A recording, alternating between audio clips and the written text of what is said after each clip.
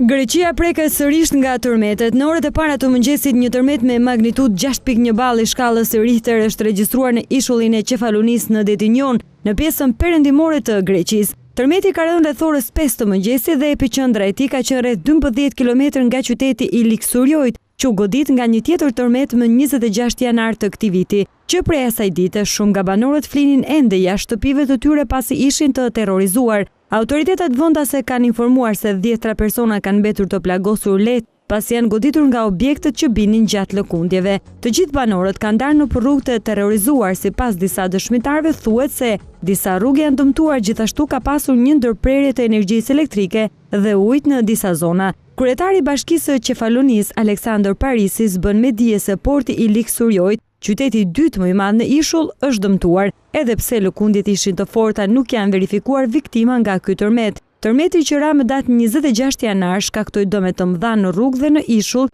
ishte shpallur gjendje jashtëzakonshme.